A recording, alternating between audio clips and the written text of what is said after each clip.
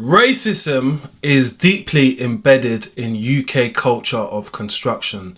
They'll tell you need some thick skin to be able to get into this construction business. You might say to yourself, what can I do to change people's racist views upon someone else who is black or brown, right?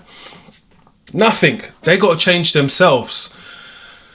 The story can be told time and time again. We can see the proof within the police force, the structure of work, the tree of command, the stories who people who have lived it, who have went through it, who still go through it now, who underprice themselves, undervalue themselves because they are another race, but they have the experience. The difference is that the people who they want to put on the pedestal don't look like you. That's the reality.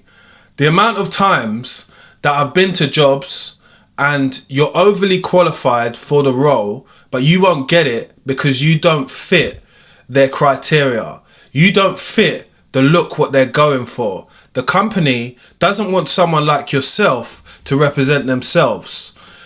When you ask any British construction company, what training have you had on inclusion, including different races? They can say this, which is fucking nothing. How do you get past that? Do you start bringing in bits of chicken what your mum's cooked? Do you start bringing in your cultural food into the canteen so it can stink out the room if it's flavoursome? Someone might be like, what is that smell? It's onions. What is that smell? It's garlic. Oh, I don't like spicy food. You don't like spicy food, but you eat Indian food. Okay.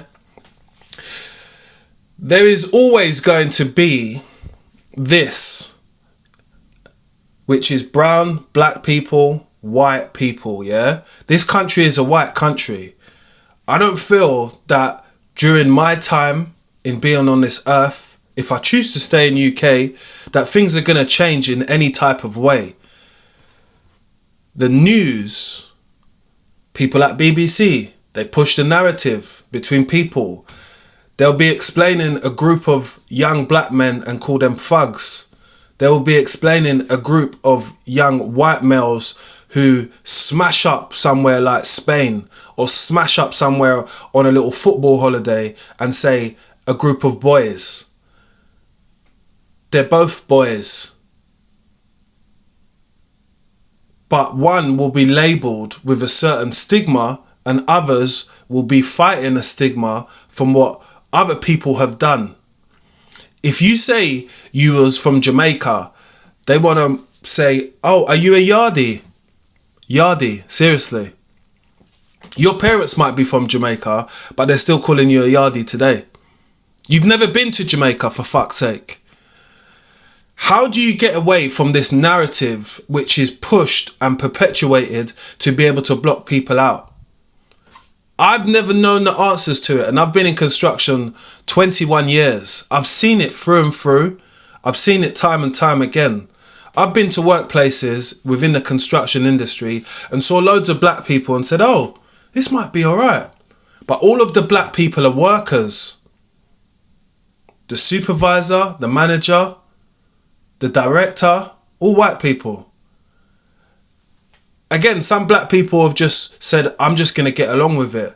And I'm going to turn a blind eye because I can't see it and I need my bills paid. Understandable. But there are a different generation who are coming up who see what is in their face and say, no, thank you. We can't be doing that. I'll flip out. I will lose it if somebody talks to me like that. I cannot be a part of that behaviour. And I don't want to do it because they're thinking about their mental health. They're thinking about their future. They're saying to themselves, if I get a new car, if I do something like go on holiday, the job might not be there for me after. Who wants to live life on a fucking piece of string? This ain't a string, but it's a wire. But I think you get the concept. It's long. And the reality is the reality. The truth is the truth. Like, what I've realised is that if people know this is a problem within construction in the UK, why isn't there some type of protection brought in for those people who are going to face that? Or why isn't there any consequences for others? Because they want it to keep happening. They want it to keep happening. That's the truth, and that's the reality. People don't like it when you tell them your reality because they want you to conform to their reality. But we're different when we go through the door. Someone might refer to me as, oh, that's that black plumber. I'm a black plumber. My name is Mr. London Plumber. But I'll be known as someone who is black or brown before I'm known as Mr. London Plumber. Do you get it? The harsh reality hurts people because they're living in their own reality. And until there is a safe place or there's measures in place for people to face consequences on discriminating towards a certain group of people just because the colour of their skin, just because they like to do things culturally, just because others do not treat them with the same respect.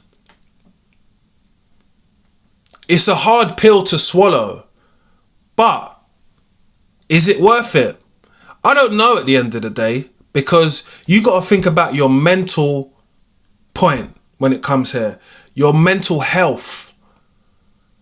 To know that this is going through your head, and to know that what I do is the same thing as Tommy, who's white, and when Tommy does it, it's okay, but when I do it, it's a problem.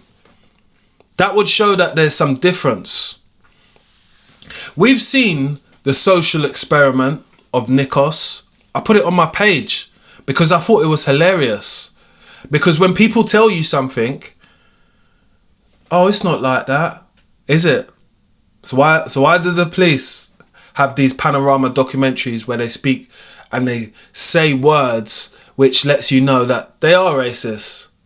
Why is it in my time I've seen Stephen Lawrence's case, which was nothing but blatant racism, up and down, side to side, and no one still ain't went to jail? That's society. And whatever's in society is going to rub off in the working world. Someone who has a dad who calls brown and black people certain names, their son's going to pick up on that. My dad says that, so it's all right. Do you get it? So we're not doing nothing new here. We're doing something old, which keeps on getting recycled. But how do we protect the future? The future is only going to break off and make its own separate ways. I've heard so many times that we need to get more black and brown people into construction. But if we still feel the wrath of things which happened years ago, what are we doing here? What are we doing here? You know, my grandma, yeah, my gran come to England on Windrush, yeah? What they said on Windrush is that we need skilled trades people. My granddad was a carpenter, skilled trades person. That's how he was able to come into England. Do you get it?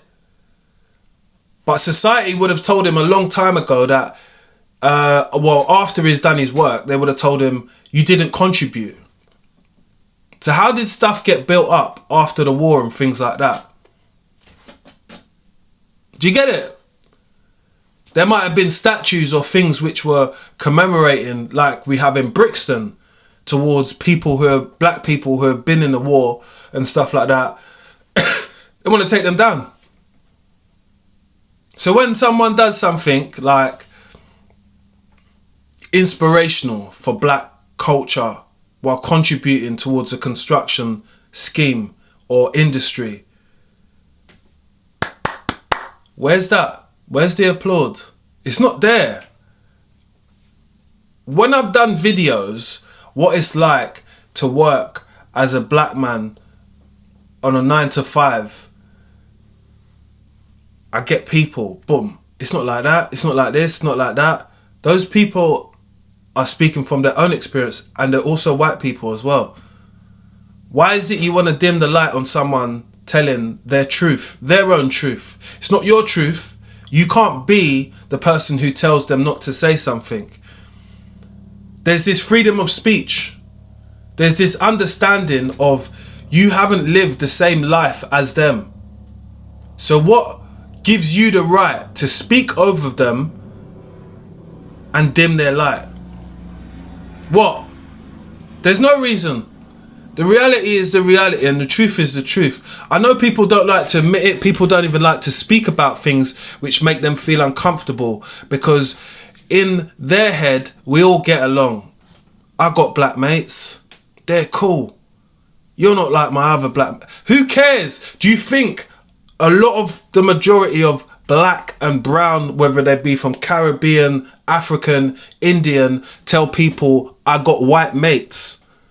I heard I got black mates from someone, I think he lives in Surrey, Kent, like the degenerate area. And I knew, no, he must live somewhere near Crystal Palace, sorry, because that's what football team he supports. I knew that he was like that from the jump, because I could tell from his persona, because inside the workplace, me as a supervisor, I wasn't to overstep and ask him questions or tell him things which I know. I was to mind my position and not speak up when it comes to certain things. But that's not me. That's not who I am. That's not how I've been raised as a person. As a person, I'm raised to be able to speak about things, what I'm educated on or what I know. Things what I don't know, I'd rather be quiet. It's not because of anything in particular. It's just because of the sole point of me not knowing.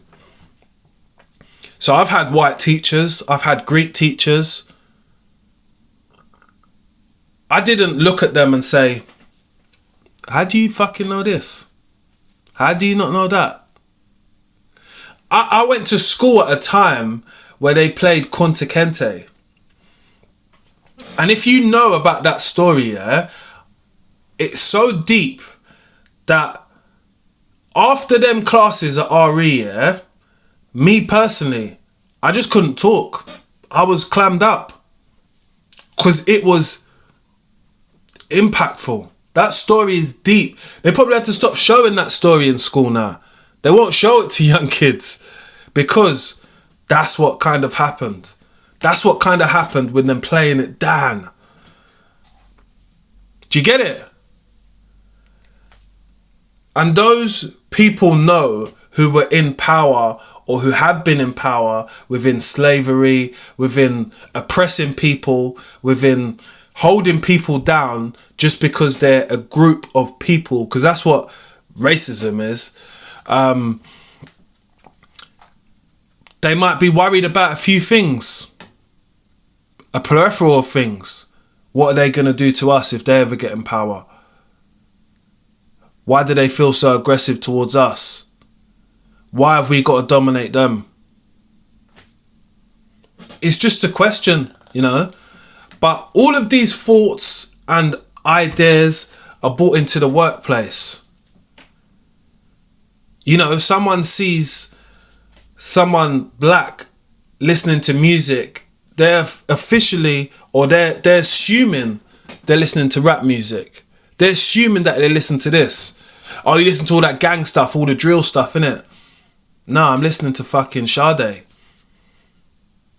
No, I'm listening to Bon Jovi. But the narrative about certain people within the construction industry will never be debunked. You know, when I do some videos, yeah, I really try and do stuff with research because I care about people understanding and knowing. You know, I don't see much point in me watching a video and not learning anything from it. I've learned over last year and this year, young black kids, young black and brown kids, they be going to sites and people be calling you the N-word and saying it's banter. Oh, if you can't take the banter, don't be on site. I come from a time and an era where someone called you that, you just lay them down. Simple. There's no going back and forward them. That's disrespect. That has never been a joke. That's not something most black people joke with each other about. It's a derogatory word. I don't use that word. That's why I said the N-word. You can search it up by Google. Meaning of the word. Who said it? Why people say it. It's to bring people down. It's never a lifting up thing. That's why it's not even part of my vocabulary. But the reality is that I know that some people talk like that when they're in the pub.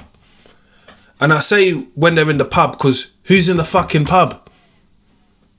I say that because when I watch football socially, when I did, people was making monkey chants. How do I know these things? Because I've been there. I've been at football games. One of my friends, I've got a few friends who are professional football players. You know, and I even asked my dad at one point, why you go to them football matches if them people call them people monkeys? He said, for true, they do. And he doesn't really go there no more. It's not because of that. It's because the season tickets went up. And Arsenal don't win nothing. That's why. But all of these things, what happen socially outside, are definitely an influence on what happens inside the workplace. Like when we was just talking about the parents who openly say derogatory things about black and brown people in their own home. What someone says in their own home only gets perpetuated and starts to be a cultural thing, so their kids pick up on it and they feel it's okay. But they might not have any black friends, brown friends growing up. Oh, I thought it was alright. I thought that everybody says that. Everybody like who? Everybody like your mum and your dad? No, it's just your mum and your dad who says that. But we're trying to change the narrative. And there are some people who are black who probably never go through stuff like this. And there's a big majority of people who do. And the people who don't go through it, you don't know who's saying that about you behind your back. Oh, Steve's alright. He's a black guy. He's cool. He's one of the geezers. I've said to you before that we've got many coconuts. Many Uncle Toms. I've got an uncle that's like that. Feeling like he feels like he is the successful black man because he moves around just white people. He's a black man who can move in them circles. He lives out in Bedford and that's what he does. Me and him don't speak no more. That's why I can talk shit about him. Do you get it? I never have. And he works in construction. How about that? And that's someone who I've grown up with. It's only when I've got to a certain age and I've kind of studied his behaviour, I've realised, rah, I didn't know he was like that. Makes sense though. This is the way you move. The reason why you've never tried to give someone else a chance who's like you is because you want to be the only black man in the village that is chatting with the white people, which is, it's okay, man. You know, your choice is your choice. But culturally, we don't get along. That's why we don't speak. He could see this video and guess what? I wouldn't give a fuck. I wouldn't care. I'm just telling the truth. Because when you break down race and respect, reality has to come into it, whether you like it or not. And that's that. Sorry, someone's calling my PC. 1 second.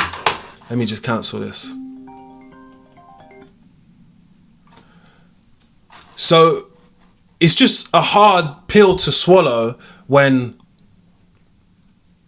we don't always know the outcome. But we want to make it a better future for our next generation. So we need to build things in place to protect them.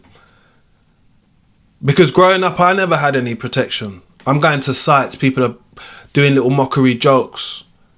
But you got to remember, for me personally, I weigh 110 kilos and I am 6'2". I'm not small. Big guy. Handle myself. I've known not to engage with everybody. And yes, sometimes we do judge people on face value. But when we look at statistics, when we look at 1% of black and brown people are managers within construction and that type of area in the UK, it just says a lot.